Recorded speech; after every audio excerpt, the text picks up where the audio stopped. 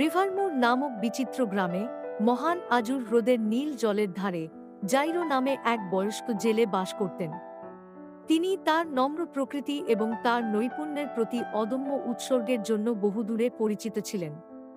তার কঠোর পরিশ্রম সত্ত্বেও জাইরো দারিদ্র্যের জীবনযাপন করেছিলেন, কারণ হ্রদটি বছরের পর বছর ধরে কৃপণ হয়ে উঠেছে, প্রতিটি ঋতুতে কম মাছের ফলন হয়েছে। প্রতিদিন সকালে জাইরো তার জীর্ণ জাল এবং প্রার্থনায় ভরা হৃদয় ছাড়া আর কিছুই না নিয়ে তার বিধ্বস্ত নৌকা আশাতে যাত্রা করত।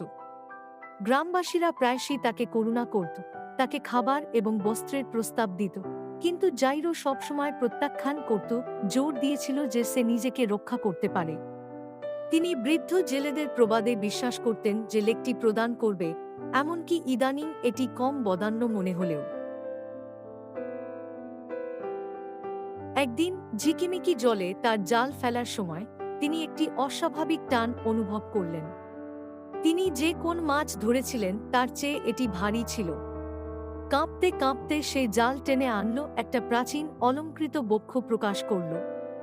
ভিতরে তিনি স্বর্ণমুদ্রা এবং রত্নভাণ্ডার আবিষ্কার করেন। জাইরোর হৃদয় ছুটে গেল, এটি তাকে চিরধরে দারিদ্র্য থেকে তুলে নেওয়ার জন্য যথেষ্ট ছিল।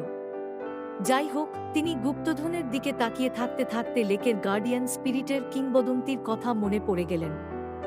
বলা হয়েছিল যে হ্রদ তাদের আশীর্বাদ করেছিল যারা এর অনুগ্রহকে সম্মান করেছিল, এবং যারা তাদের প্রয়োজনের চেয়ে বেশি নিয়েছে তাদের অভিশাপ দিয়েছে।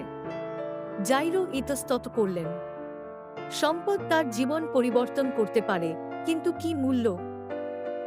শেষ পর্যন্ত জাইরো হ্রদের গভীরতায় বুক ফিরিয়ে দেওয়ার সিদ্ধান্ত নিয়েছে। তিনি ফিসফিস করে কৃতজ্ঞতার প্রার্থনা করলেন এবং ধনটিকে আবার জলে ডুবিয়ে দিন। সেই দিন থেকে হ্রদের অনুগ্রহ অলৌকিকভাবে উন্নত হয়েছিল। মাছটি ফিরে এল এবং জাইরোর জাল আর কখনো খালি হয়নি। যদিও এখনও নম্র, জাইরো শান্তিপূর্ণভাবে বাস করেছিলেন, জেনেছিলেন যে তিনি হ্রদের আত্মাকে সম্মান করেছিলেন। ভিডিওটি ভালো লাগলে আমার চ্যানেলটি সাবস্ক্রাইব করুন।